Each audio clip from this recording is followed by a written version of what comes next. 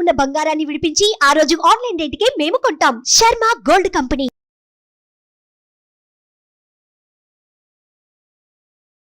Hi, welcome to our channel. ఈరోజు మనతో పాటు ఉన్నారు జ్యోతిష్య వాస్తు పండితులు, జ్యోతిష్య వాస్తు శిక్షణ నిపుణులు, లలితాదేవి ఉపాసకులు శ్రీ నానాజీ పట్నాయక్ గారు. నమస్కారం గురువు గారు. శ్రీమాత్రే నమః. సార్, మంగళవారం మారు కోరుతుందంటారు. మంగళవారం రోజు ఒక ఇంట్లో ఎవరైనా చనిపోతే మళ్ళీ ఎవరైనా చనిపోతారు, వాళ్ళ కుటుంబంలోనే చనిపోతారా, వేరే వాళ్ళు చనిపోతారా అనేది కూడా ఒక సస్పెన్స్ సార్. అవునండి, అవును. దాన్ని ఎలా గుర్తించవచ్చు సార్ మనం? అసలు నిజంగానే మంగళవారం మారు కోరుతుందని ఎలా గుర్తించవచ్చు? అంటే ఇక్కడ ఏంటంటారండి, అంటే మంగళవారం మారుకోరుతుందని శాస్త్రవచనం. మీరు గమనించండి, ఎందుకంటే మంగళవారం ఏదైనా వస్తువు కొన్నాం అనుకోండి, మళ్ళీ రిపీటెడ్ ఇంకో వస్తువు కొంటాం. ఎస్. అందుకే నేను మంగళవారం బంగారం కొనండి అని చెప్తుంటాను. ఎందుకంటే మళ్ళీ మళ్ళీ కొంటారు, జీవితం బాగుంటుందని, ఫైనాన్షియల్గా సెటిల్ అవుతారు. అలాగే శాస్త్రంలో ఎవరైనా మరణించినప్పుడు దానికి సంబంధించిన శాంతి ప్రక్రియ చేసుకోవాలని చెప్తారు, మంగళ శాంతి అంటారు. అలాగే కందులు దానంగా ఇస్తారు. కొంతమంది తెలియక మంగళవారం రోజు చనిపోతే ఒక కోడిని కోసి కూడా దాంతోపాటు తీసుకెళ్తారు, అంటే ఇంకొక ఇదైంది. కానీ ఎక్కడ కూడా శాస్త్రంలో ఈ యొక్క కలియుగంలో బలి నిషేధం. బలి ఇవ్వకూడదు అట్లా. కాబట్టి అట్లాంటి కోడిని కూడా అలాంటివి చేయకూడదు. వేరే రకమైన శాంతి ప్రక్రియలు ఉన్నాయి, అది చేయాలి. అయితే ఇక్కడ మీ క్వశ్చన్ ఏంటంటే ఎవరికి ఆ ఎఫెక్ట్ కలగొచ్చు. ఇంట్లో ఇంకొకరికి ఎఫెక్ట్ ఇస్తుంది కదా మంగళవారం అన్నప్పుడు, వాళ్ళ జాతచక్రాలు తీసుకొని కుజుడు, మంగళుడు అంటే కుజుడు, మంగళవారానికి అధిపతి కుజుడు. ఆ కుజుడు దశలు ఎవరికైనా నడుస్తున్నాయో చూడాలి ఇంట్లో. ఓకే. కుజ దశలు నడుస్తున్నా, కుజ దశ ఫలితం ఇచ్చే గ్రహం ఇంకోటి ఏదైనా కుజగ్రహంతో కలిసి అంటే ఉదాహరణకి గురువు కుజుడు కలిసి ఉన్నారు, కానీ పేరుకి మాత్రం గురుదశ నడుస్తుంది, కుజ దశ నడవట్లేదు అనుకుంటాం. కానీ గురు కుజులు కలిసి ఉన్నారుగా. అంటే ఇద్దరు వ్యక్తులు, ఒక వ్యక్తి ఆయన ఫ్రెండ్ వెళ్ళారు, ఫ్రెండ్తో పాటు ఇతనితో పాటు ఫ్రెండ్ కూడా ఉన్నాడు, అంటే ఫ్రెండ్ కూడా వచ్చినట్టే కదా అక్కడికి. అవును. కలిసి ఉన్నారంటే ఇద్దరు పక్క పక్కన ఉంటే ఒక మాట చెప్తే ఇద్దరు విన్నట్టే కదా. అవును. అట్లా కుజుడితో ఏదైనా గ్రహం ఉంది, ఆ మహాదశ వచ్చిందనుకోండి, ఆ మహాదశ వచ్చినప్పుడు కూడా ఆ ఎఫెక్ట్ ఉంటుంది. అలాంటప్పుడు ఎవరికి ఇంట్లో ఒక ఉదాహరణకు 5గురు ఉన్నారండి, ఎవరో ముత్తాత గారు ఎవరో తాతగారు ఎవరు చనిపోయారు ఉదాహరణకి, మంగళవారం నాడు వెంటనే మారుకోరుతుంది అన్నారు. అప్పుడు ఎవరి మీద ఎఫెక్ట్ పడవచ్చు, ఎవరికి పరిహారం చేసుకోవాలని తెలుసుకోవాలి. తెలుసుకుంటే కనుక మనం తప్పించవచ్చు ఆ వ్యక్తిని దాని నుంచి. అందులో ముఖ్యంగా కుజుడికి సంబంధించిన దశా ఫలితాలు ఎవరైనా ఇస్తున్నారా, లేకపోతే 1, 8, 3 లేదా 10 ఈ ఫలితాలు వస్తున్నటువంటి మహాదశలు ఏమైనా నడుస్తున్నాయా? ఎందుకంటే ఇవన్నీ కూడా మరణానికి దగ్గర చేసేటువంటి దశలుగా చెప్తూ ఉంటారు, ఆ ఫలితాలుగా చెప్తూ ఉంటారు. ఇవేమైనా వస్తున్నాయా? ఎవరికైనా చిన్నపిల్లలు కనుక ఉంటే బాలారిష్ట దోషాలు ఏమైనా ఉన్నాయా, అపమృత్యు దోషాలు ఏమైనా వాళ్ళ జాతకాల్లో ఉన్నాయా? ముఖ్యంగా ఫస్ట్ ప్రియారిటీ అయితే కుజుడికి ఇవ్వాలి. ఓకే.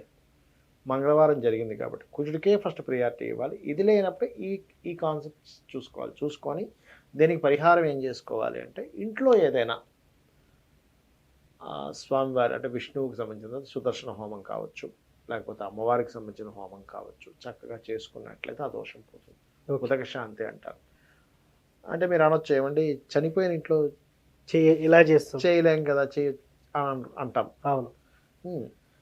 అలాంటి సందర్భంలో మీరు అంటే సంవత్సరం లోపల చేయకూడదు అంటుంటారు కదా అని చెప్పి మనం వింటుంటాం.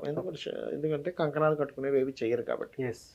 అలాంటి సందర్భంలో కనీసం పారాయణం, ఓకే, విష్ణు సహస్ర పారాయణం కానీ లలితా పారాయణం కానీ రెగ్యులర్గా చేస్తుంది. పారాయణాలు చేసుకోవచ్చు, తప్పేం కాదు, చదివితే హోమ ఫలితం వస్తుంది.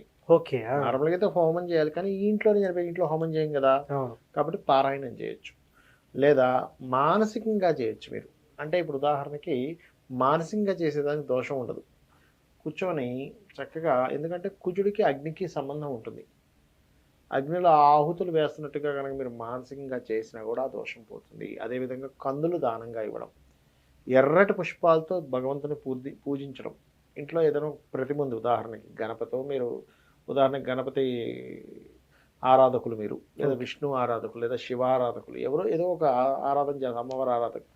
ఎర్రటి పుష్పాలు తీసుకొని ఎర్రటి పుష్పాలతో కనుక అర్చించినా కూడా ఆ దోషం అనేటువంటి పోతుంది. లేదా కుంకుమతో అర్చించినా కూడా, అంటే ఏంటి, మంగళకరమైన ద్రవ్యము, మంగళ సంబంధించిన రంగు. మంగళుడికి రంగు ఏంటి, ఎరుపు రంగు, ముదురు ఎరుపు రంగు ఇంకా బాగా పనిచేస్తుంది. కాబట్టి ఆ దాంతో కనుక ఇంట్లో అర్చన చేసుకున్నా కూడా ఆ దోషం అనేటువంటిది పోతుంది. ఎవరు చేయాలి? ఎవరికైతే ఆ దోషం ఏర్పడిందో, కుజదశ నడుస్తుందో వాళ్ళు చేయాలి. ఓకే. ఇప్పుడు మెడిసిన్ తెచ్చారండి, ఎవరికి ఇంట్లో అనారోగ్యం వాళ్ళకే వేస్తాం. అవును ఆ రకంగా వారికి గనక చేసినట్లయితే ఖచ్చితంగా ఈ దోషం పోతుంది. సార్. అదే విధంగా దీంట్లో ఇంకో సందేహం సార్, భరణి నక్షత్రం రోజు కూడా చనిపోతే ఆ ఇంట్లో మరొకరికి కూడా చనిపోయే అవకాశం ఉంటుందని కూడా నేను కొన్ని చోట్ల విన్నాను. లేదా దానికి శాంతిగా ఆ ఇల్లు ఖాళీ చేయాలని చెప్తా ఉంటారు. అవునండి. సో నిజంగా భరణి నక్షత్రంలో చనిపోతే అలాంటిది ఉంటుందా సార్? అంటే కొన్ని శాంతి నక్షత్రాలు ఉన్నాయి. ఆ శాంతి నక్షత్రాల్లో చనిపోతే మీరు అన్నట్టుగానే కొంతమంది 3 నెలలు, కొంతమంది 6 నెలలు ఖాళీ చేసి ఇంకో దగ్గరికి వెళ్తారు. అయితే ఇక్కడ మీరు అది మంచి క్వశ్చన్ వేశారు. చాలామంది చేసే మిస్టేక్ చెప్పమంటారా? ఇల్లు ఖాళీ చేసి ఇంకో దగ్గరికి వెళ్ళే విషయంలో ఆ ఇల్లు వాస్తు బాగుందో లేదో చూసుకోరు. గబుకుని ఏదో ఒక ఇల్లు వెళ్ళిపోతారు. ఆ వాస్తు దోషం వీళ్ళ మళ్ళీ వెంటాడుతుంటుంది. ఖచ్చితంగా వెంటాడుతుంటుంది. కాబట్టి అది చేయాలి. ఎందుకు ఖాళీ చేయమంటారు అంటే, దుష్ట నక్షత్రాల్లో ఎప్పుడైనా ఇప్పుడు మీరు అన్నట్టుగా భరణి కానీ ఇంకోటి నక్షత్రంలో మరణించినప్పుడు ఆ ఇంటికి ఎక్కువ దోషం ఏర్పడుతుంటుంది. ఆ ఇంట్లో ఆ ఎనర్జీ ఎక్కువ కాలం ఉంటుంది. ఓకే. ఆ ఎక్కువ కాలం ఉంటుంది కాబట్టి ఆ ఎనర్జీ క్లియర్ అవ్వడానికి ఖాళీ చేస్తారు. మరలా రిటర్న్ వచ్చిన తర్వాత ఖచ్చితంగా ఇంట్లో ఉదకశాంతి చేయించుకొని ఇంట్లోకి రావాలి. చాలామంది ఏం చేస్తారు, గబుక్కుని ఇంట్లోకి ఏదో మామూలుగా ఏముందని ఖాళీ చేసి వచ్చేసాం అనుకోండి. కాదు, ఉదకశాంతి ఖచ్చితంగా చేయించుకొని ఇంట్లోకి రావాలి. ఎందుకంటే పిశాచాలు ఉంటాయి ఖాళీ చేసిన ఇంట్లో. సరే, అంటే ఉదక శాంతి అంటే మళ్ళీ ఏదైనా హోమం లాంటిది చేయాలి? హోమం కాదు, ఉదక శాంతి అంటే నీటితో మంత్రంతో చేసి నీటిని జల్లుతారు అంతే. ఉదకము అంటే నీరు. ఓకే, అది చిన్న రెమెడీ. చాలా చిన్న రెమెడీ. సో సరే, నిజంగా ఈ మంగళవారం ఈ నక్షత్రాలు జరిగిపోతే ఖచ్చితంగా ఇలాంటిది ఉంటుంది. అలాంటప్పుడు జాతకం చూసుకోవాలని చెప్తా. ఖచ్చితంగా అండి, ఖచ్చితంగా ఉంటుంది. సరే, ఈ క్రమంలో మనం అనుకున్నాం కుజ దశ ఎవరికి ఉంటే వాళ్ళకి ఇది ఉంటుంది. మామూలుగా చిన్న పిల్లల్లో చూపిస్తే అప్పుడు ఏం చేయాలి సార్? మనం బాలారిష్టాలు ఉన్నాయా? చిన్నపిల్లలకి ఏం లేదు, వాళ్ళ పేరు మీద కందులు దానంగా ఇవ్వడం. ఓకే. వాళ్ళకి మెడలో చిన్న స్కందుని లాకెట్ ఒకటి వేయడము. ఎందుకంటే స్కందుడు కంట్రోల్ చేయగలుగుతాడు కుజుడిని.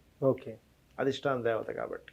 సంప్రోక్షణ చేస్తాం మీరు అన్నట్టుగానే. ఉదక శాంతి చేసిన తర్వాత అప్పుడు 3 నెలలే అవుద్ది కదా సార్? దాని తర్వాత మళ్ళీ నిత్య పూజలు అలాంటివి ఏం మొదలు పెట్టాల్సిన పని అవసరం అయితే ఏముండదు కదా? లేదండి, చాలా మందికి తెలియదు. 11 days తర్వాత ఇంట్లో నిత్య పూజలు చేసుకోవాలని చెప్పింది శాస్త్రం. అంటే సంవత్సరం దాకా సూతకం ఉంటుందని చాలా మంది చెప్తుంటారు. నిత్య పూజకి సంబంధం లేదండి. అవునా? పండగలు చేసుకోకూడదు. ఓకే. ఎట్లా అంటే పండగలు చేసుకోకూడదు, కంకణం కట్టుకునే హోమాలు లాంటివి చేయకూడదు. కానీ నార్మల్గా నిత్య పూజ, ఇంట్లో నిత్య పూజ మీరు 11వ రోజు నుంచి మొదలు పెట్టాలని చెప్పింది శాస్త్రం. చాలామంది తెలియక ఏం చేస్తారంటే సంవత్సరం మొత్తం చేయరు. అలా చేస్తే శ్మశానంతో సమానం ఇల్లు. ఇంటికున్నటువంటి శక్తి తగ్గిపోతుంది, ఇంట్లో వాళ్ళకి శక్తి తగ్గిపోతుంది. తెలియదు చాలామందికి. ఓకే. ఖచ్చితంగా చేసుకోవచ్చు. ఇంకోటి ఏంటంటే మీరు గమనించండి, 11వ రోజు మనం టెంపుల్కి వెళ్ళి పడుకుని నిద్రిస్తారు తెలుసు. అవును సార్. ఏదో నిద్రిస్తారు. ఆ రోజు నుంచి నువ్వు టెంపుల్కి వెళ్ళొచ్చు. ఓకే, గుడికి వెళ్ళొచ్చు. గుడికి వెళ్ళొచ్చు. ఆ రోజు నుంచి నువ్వు ఇంట్లో దీపం వెలిగించవచ్చు అని చెప్పడం దాని అర్థం. ధర్మసింధు, నిర్ణయ సింధు, అగ్నిపురాణము ఇవన్నీ కూడా నువ్వు 11వ రోజు నుంచి దీపం వెలిగించమనే చెప్పింది. సో దానికైతే ఎటువంటి దోషం లేదు. 100% దోషం లేదు. So thank you sir. మంగళవారం మారు కోరుతుంది అనే దాని అంశం పైన మీరు చక్కటి క్లారిటీ ఇచ్చారు. Thank you. శ్రీమాత్రే నమః. సో చూశారు కదా, ఇది వాటి కార్యక్రమం. మరో కార్యక్రమంలో మళ్ళీ కలుద్దాం. Thank you.